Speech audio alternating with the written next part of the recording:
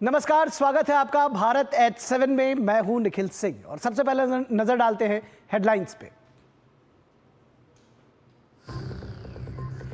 UP के बहराइच हिंसा मामले के 5 आरोपी गिरफ्तार। राम गोपाल मिश्रा के हत्यारों से पुलिस की मुठभेड़, मुख्य आरोपी सरफराज और तालीम को लगी गोली।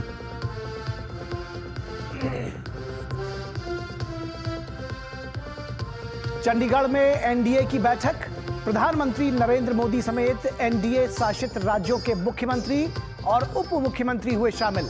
विकास से जुड़े कई मुद्दों पर विचार विमर्श।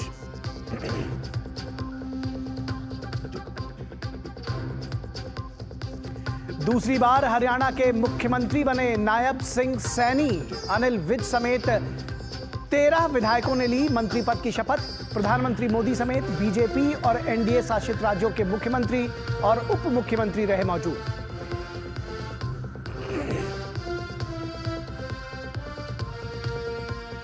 प्रधानमंत्री नरेंद्र मोदी ने अंतर्राष्ट्रीय अभिधम्म दिवस पर दुनिया को दिया संदेश। वैश्विक संघर्षों का हवाला देते हुए कहा, विश्व को युद्ध में नहीं, बुद्ध में ही मिलेगा समाधान।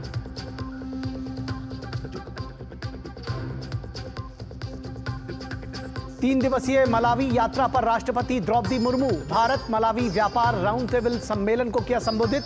कहा, दोनों देशों के बीच है बहुत पुराने संबंध। भारत के मलावी में $500 मिलियन से अधिक का किया है निवेश।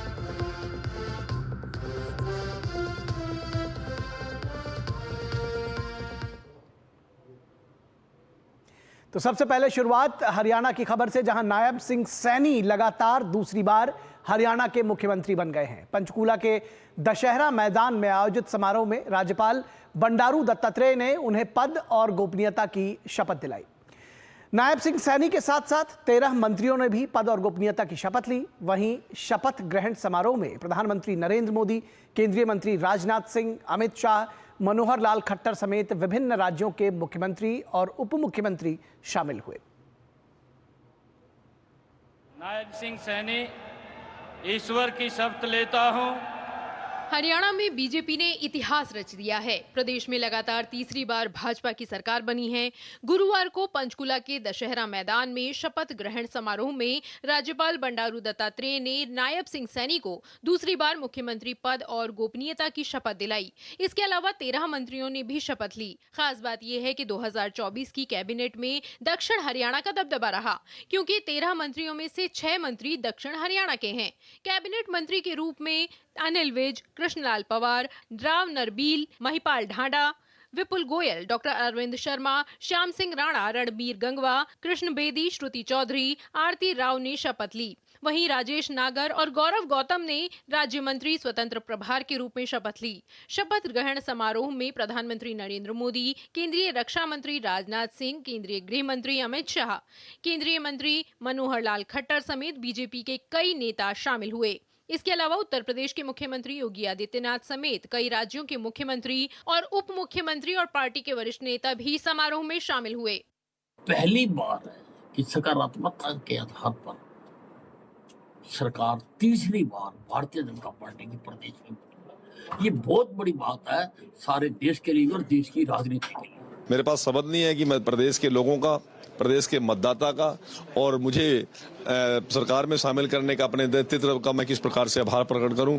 जो भी जिम्मेवारी मिलेगी उसको खूब अच्छे तरीके से काम करें। सेवा, हर जिम्मेवारी में सेवा है, हर जिम्मेवारी में विकास है। सब मिलके काम करेंगे, जो आदेश होगा सीएम साहब का उसके मुताबिक काम करेंगे। इस बीच कांग्रेस नेता भूपेंद्र सिंह हुड्डा ने हरियाणा के नए सीएम को बधाई दी है। उन्होंने सोशल मीडिया एक्स पर लिखा, मुख्यमंत्री नायब सिंह सैनी जी और आज शपथ ग्रहण करने वाले उनके मंत्रिमंडल सहयोगियों को बधाई एवं शुभकामनाएं। हरियाणा विधानसभा चुनाव में भारतीय जनता पार्टी ने ऐतिहासिक प्रदर्शन किया है। जीत की हैट्रिक लगाते हुए पार्टी ने पूर्ण बहुमत की सरकार बनाई है। ऐसे में भाजपा विश्वास से गदगद है। कांग्रेस समेत पूरा विपक्षी दल बैकफुट पर साफ नजर आ रहा है। वहीं महाराष्ट्र और झारखंड में विधानसभा चुनाव का ऐलान हो चुका है। भाजपा बड़े जनाधार के साथ महाराष्ट्र और झारखंड चुनाव में भी शानदार प्रदर्शन को लेकर आश्वस्त है। महाराष्ट्र में भाजपा, शिवसेना, शिंदे गुट और एनसीपी के साथ चुनाव मैदान में उतरेगी। झारखंड में बीजेपी ही गठबंधन की प्रमुख पार्टी होगी। ऐसे में भाजपा की हरियाणा में जीत से विपक्षी राजनीतिक पार्टी को संदेश साफ है। वहीं हरियाणा चुनाव की अप्रत्याशित हार से बदली राजनीतिक परिस्थितियों के मद्देनजर कांग्रेस समेत इंडी गठबंधन के महाराष्ट्र और झारखंड चुनाव के लिए अपनी रणनीति पर एक बार फिर सोचने पर मजबूर कर दिया है। नीरज सिंह के साथ निशांत राय की रिपोर्ट, डीडी न्यूज हरियाणा। और उत्तर प्रदेश के बहराइच के महाराजगंज में युवक की हत्या के मुख्य आरोपी पुलिस मुठभेड़ में घायल हो गए। पुलिस ने बताया है कि बहराइच हिंसा के 5 आरोपियों को गिरफ्तार कर लिया गया है। ये सभी नेपाल भागने की फिराक में थे। उत्तर प्रदेश में बहराइच के महाराजगंज में हुए हत्याकांड के आरोपियों के खिलाफ पुलिस की धरपकड़ के बीच गुरुवार को पुलिस के मुख्य आरोपियों के साथ मुठभेड़ हुई। इस दौरान 2 आरोपी मोहम्मद सरफराज और मोहम्मद तालीम के पैर में गोली लगी, जिसके बाद उन्हें जिला अस्पताल ले जाया गया। पुलिस ने नानपारा बाईपास पर हांडा बसेहरी नहर के पास आरोपियों की घेराबंदी की, जहां पुलिस और आरोपियों के बीच जवाबी फायरिंग हुई, जिसमें 2 आरोपी घायल हो गए। बहराइच की एसपी वीरेंद्र शुक्ला ने बताया कि मुठभेड़ के बाद 5 आरोपियों को गिरफ्तार किया गया है। 5 लोगों की गिरफ्तारी हुई है। 5 लोगों की, उनमें से 2 को पुलिस की गोली से इंजरी हुई है। एक का नाम है मोहम्मद सरफराज, एक का नाम है मोहम्मद तालीम। गिरफ्तार किए गए अन्य 3 आरोपियों के नाम मोहम्मद फहीम, अब्दुल हमीद और मोहम्मद अफजल हैं। ये सभी आरोपी नेपाल भागने की फिराक में थे। पुलिस ने हत्या में उपयोग किया गया हथियार बरामद कर लिया है।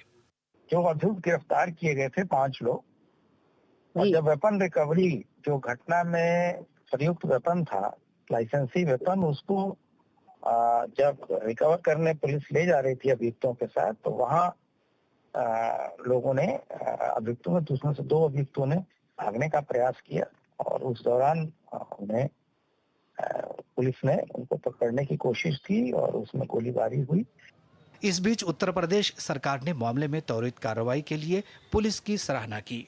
उत्तर प्रदेश सरकार में मंत्री ओपी राजभर ने कहा कि अगर किसी ने अपराध किया है तो उसे जमीन के अंदर रहना पड़ेगा या जेल में।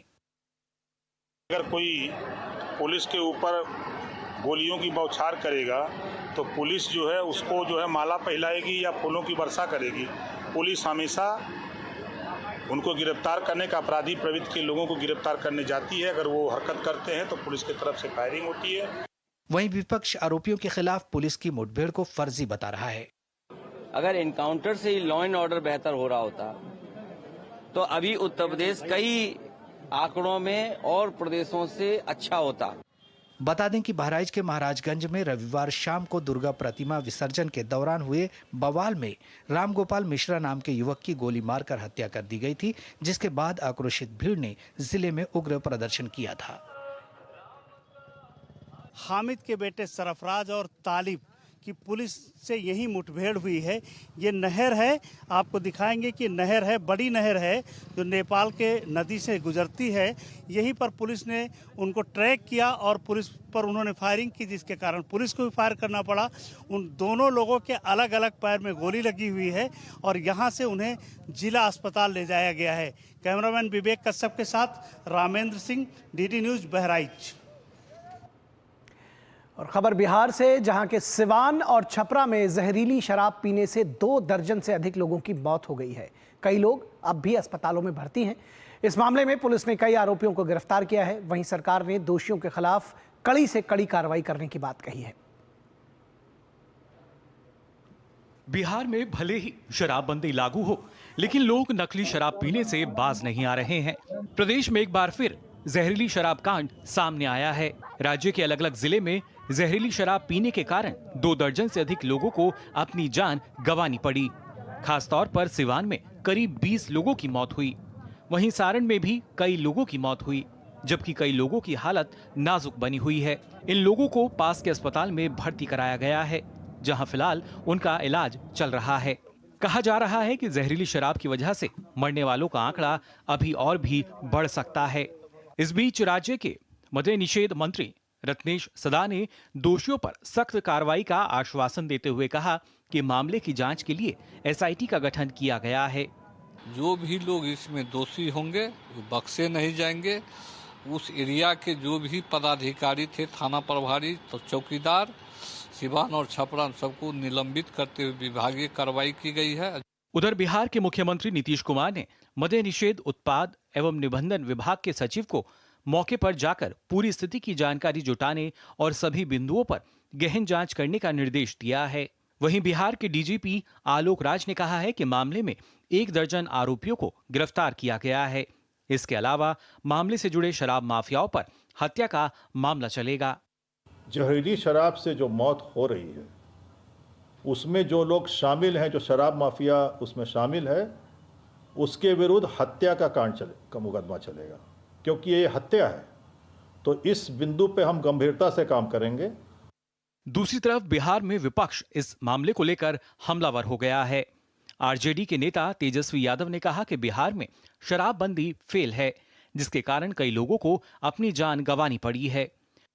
अभी दुख की बात है कि हमारे बिहार के लोग, गरीब लोग मर रहे जा रहे हैं। शराब आ रहा है, बन रहा है, तभी तो ये घटनाएं हो रही है। अगर शराब आता नहीं, शराब बनाए नहीं जाते, नकली शराब, देसी शराब, तो ये घटना नहीं होती। छपरा के इब्राहिमपुर गांव में 2 पुलिसकर्मियों को सस्पेंड किया गया है। मामले में जिला प्रशासन और सरकार लगातार कार्रवाई कर रही है। पिछले 24 घंटे में पुलिस ने 250 से ज्यादा छापेमारी की हैं, जिसमें 1650 लीटर शराब बरामद की गई है। जहरीला पेय पदार्थ पीने के बाद कई लोग गंभीर रूप से बीमार हो गए हैं, जिन्हें इलाज के लिए पटना के पीएमसीएच अस्पताल भेजा गया है। ऐसे में मृतकों की संख्या भी बढ़ सकती है। वहीं बताया जा रहा है कि सिवान सदर अस्पताल में जो लोग भर्ती हैं, उनमें से भी कई की स्थिति खराब हो गई है। डीडी न्यूज के लिए सिवान से मधुरेश नारायण।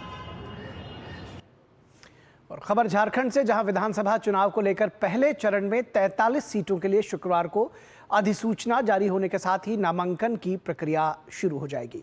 पहले चरण में राजधानी रांची, कोल्हान, पलामू और छोटा नागपुर प्रमंडल की ज्यादातर सीटों पर 13 नवंबर को मतदान होगा। जहां देश में दीपों का त्योहार दीपावली करीब ही है, ऐसे में झारखंड भी लोकतंत्र के महापर्व को मनाने के लिए तैयार है। झारखंड में पहले चरण के चुनाव के लिए 13 नवंबर को मतदान होना है। पहले चरण में 43 सीटों पर वोट डाले जाएंगे, जिसके लिए 18 अक्टूबर को अधिसूचना जारी होगी। इसके साथ ही प्रदेश में लोकतंत्र के महापर्व का शंखनाद हो जाएगा। पहले चरण के लिए उम्मीदवार 25 अक्टूबर तक नामांकन दाखिल कर सकेंगे, जबकि 30 अक्टूबर को नाम वापस लेने की अंतिम तारीख है।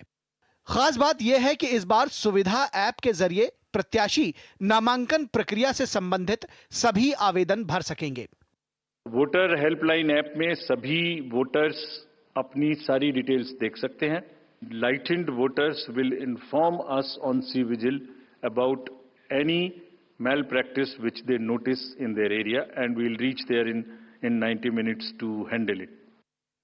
इस बीच राज्य में विधानसभा चुनाव को लेकर प्रशासनिक तैयारियों को अंतिम रूप दिया जा रहा है। राज्य के मुख्य निर्वाचन पदाधिकारी के रवि कुमार ने जिला निर्वाचन पदाधिकारियों और राजनीतिक दलों के साथ बैठक कर निष्पक्ष चुनाव पर जोर दिया। राज्य में आचार संहिता का भी सख्ती से अनुपालन कराया जा रहा है और सार्वजनिक स्थलों पर लगे पोस्टर्स और बैनर्स हटाए जा रहे हैं।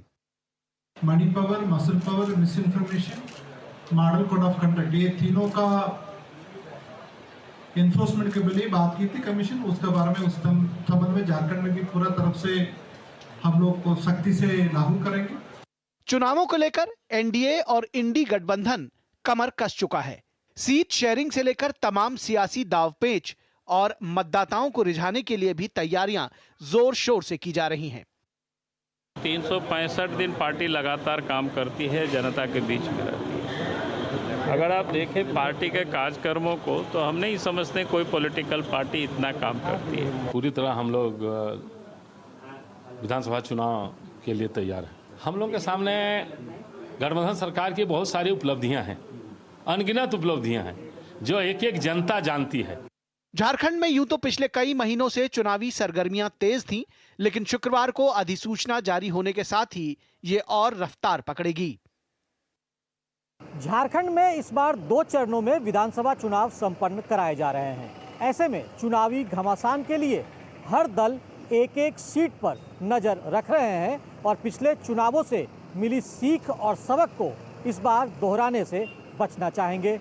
रांची से दूरदर्शन समाचार के लिए विकास के साथ मैं दिवाकर कुमार। और इसके बाद बात करेंगे मध्य प्रदेश की, लेकिन उससे पहले रुकेंगे एक छोटे से ब्रेक के लिए। कहीं मत जाइएगा, जल्द हाजिर होंगे।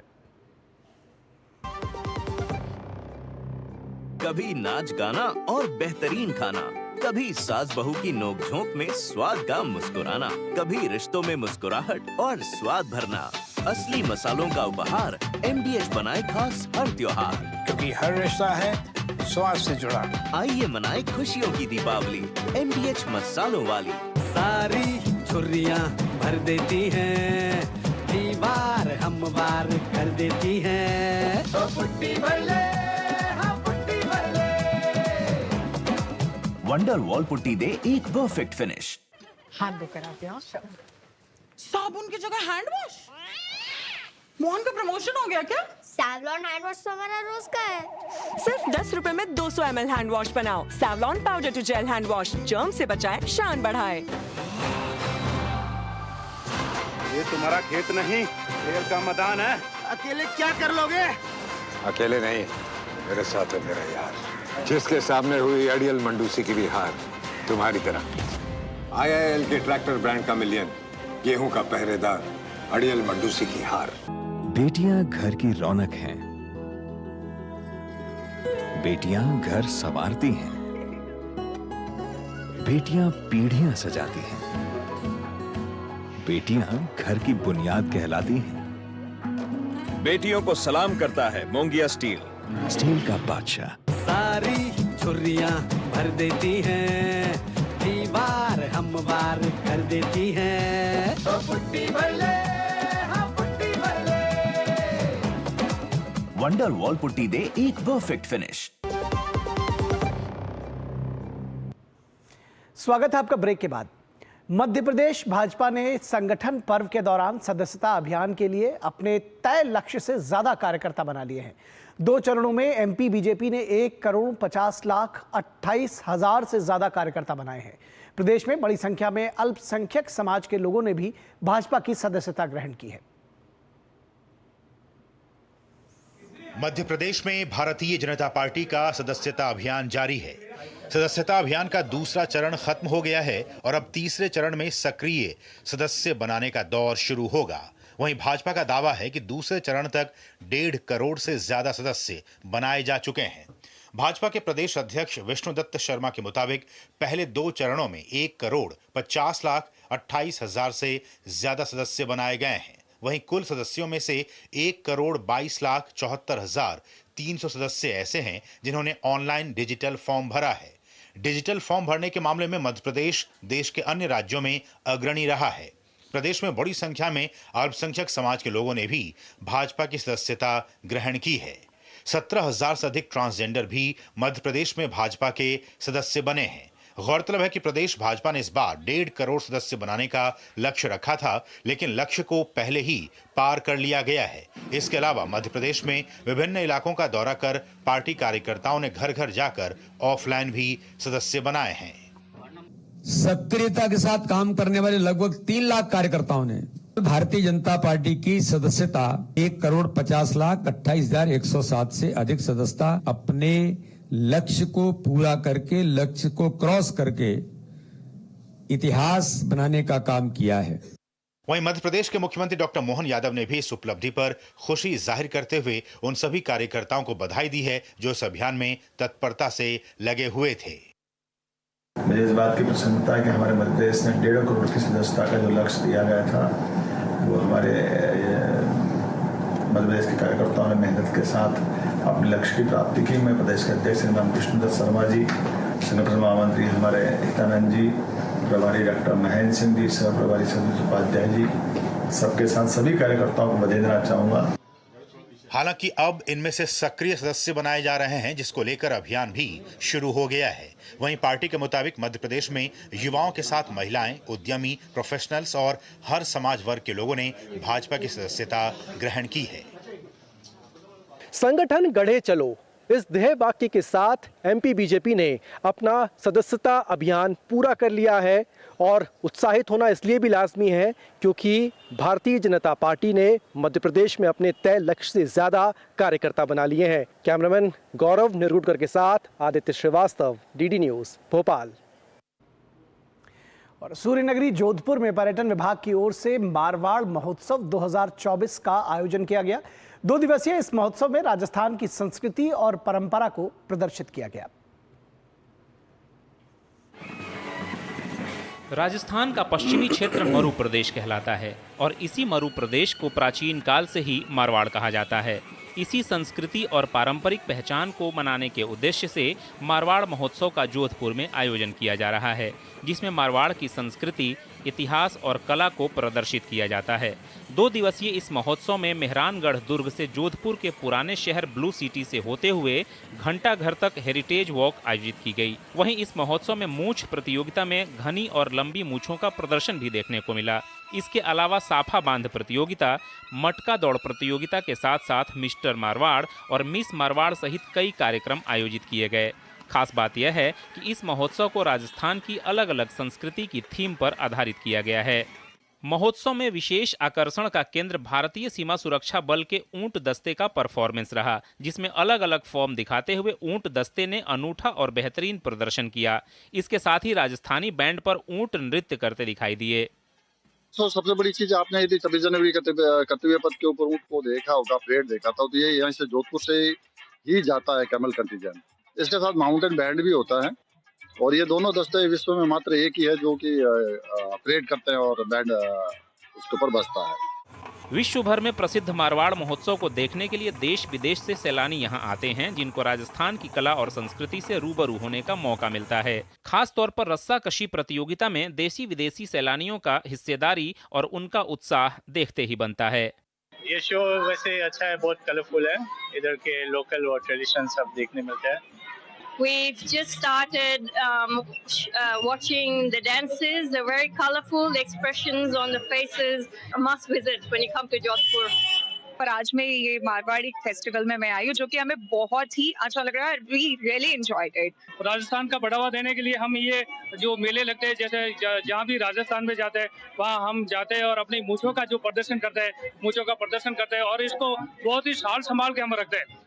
राजस्थान सरकार के पर्यटन विभाग की ओर से आयोजित इस महोत्सव में हस्तशिल्प उत्पादों की प्रदर्शनी और लोक कलाकारों द्वारा सांस्कृतिक संध्या का आयोजन भी शहर के अलग अलग स्थानों पर किया जा रहा है, जिसको देखने के लिए बड़ी संख्या में लोग जुट रहे हैं। राजस्थान सरकार और पर्यटन विभाग द्वारा एक प्रयास है कि मारवाड़ के विभिन्न क्षेत्रों में पाई जाने वाली कला और संस्कृति को एक मंच पर लाया जाए, ताकि आम जन ही नहीं देशी विदेशी सैलानी भी इसको करीब से अनुभव कर सके। Sumit Devda, DD news, Jodhpur. और रुकेंगे एक और छोटे से ब्रेक के लिए, कहीं मत जाइएगा, जल्द हाजिर होंगे। सारी छुर्रियां भर देती हैं, दीवार हमवार कर देती हैं। तो पुट्टी भर ले, हाँ पुट्टी भर ले। वंडर वॉल पुट्टी दे एक परफेक्ट फिनिश। कभी नाच गाना और बेहतरीन खाना, कभी सास बहू की नोक-झोंक में स्वाद का मुस्कुराना, कभी रिश्तों में मुस्कुराहट और स्वाद भरना। असली मसालों का उपहार MDH बनाए खास हर त्योहार, क्योंकि हर रिश्ता है स्वाद से जुड़ा।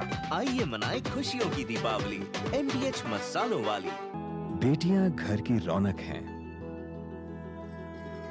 बेटियां घर संवारती हैं,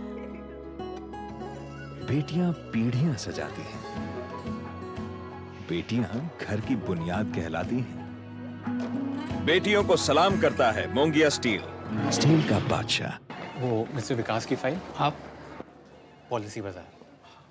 मैम, आपका हेल्थ इंश्योरेंस क्लेम अप्रूव हो गया है, अब आप सर को घर ले जा सकती हैं। क्लेम के टाइम पे हमेशा आपकी हेल्प को तैयार। पॉलिसी बाजार, 1 करोड़ का हेल्थ इंश्योरेंस सिर्फ 390 रुपए महीने से शुरू। सारी छुर्रियां भर देती हैं, दीवार हमवार कर देती हैं। तो पुट्टी भर ले, हाँ पुट्टी भर ले।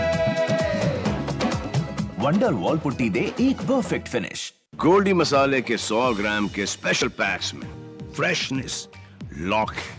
ऐसे गोल्डी मसाले जहां जाएं रिश्ते बनाए।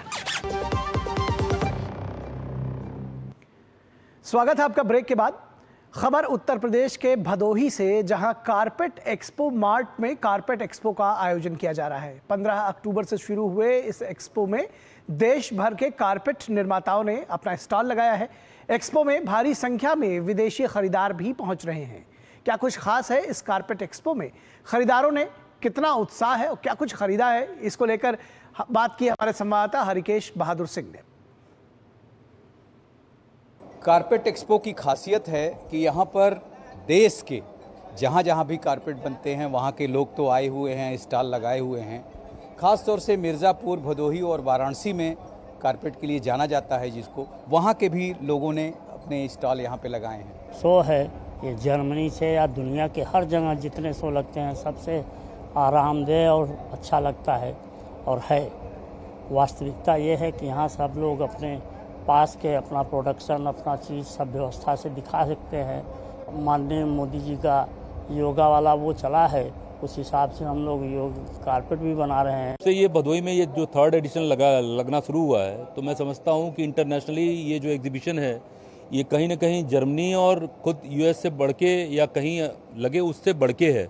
भदोही में जो कालीन ज़्यादातर बनती है वो हस्त निर्मित कालीन बनती है, और हस्त निर्मित कालीन जो जानी जाती है वो ऊन की जो उपयोगिता है, जो ठंडे प्रदेशों से, ठंडे जगहों से जैसे ऊन आता है, जैसे अर्जेंटीना हुआ या न्यूजीलैंड हुआ या हिमालयन वूल हुआ या साइबेरियन वूल हुआ, जो ठंडे प्रदेशों से आते हैं, तो वैसे वूल जो है अगर इन कारपेट में लगते हैं तो वो, जैसे हमारे मोदी जी हैं, उन्होंने 2014 से जो है इंटरनेशनल डे ऑफ योगा शुरू किया, तो ये कालीन उन योग के लिए जो है बड़ा ही महत्वपूर्ण हो जाता है जो है, क्योंकि योगा एक ऐसी चीज़ है कि आज पूरे दुनिया में इंटरनेशनल डे ऑफ योगा जो है 100 कितने कंट्रीज़ थे जिसमें इंटरनेशनल डे ऑफ योगा मनाया जाता है, तो उसके माध्यम से ये कालीन जो है उन कंट्रीज़ में योग का एक बढ़िया माध्यम बन सकता है उपयोग करने के लिए जो है। ठंड हो, सर्दी हो या गर्मी हो, दोनों के लिए अनुकूल है इनका योग का कारपेट।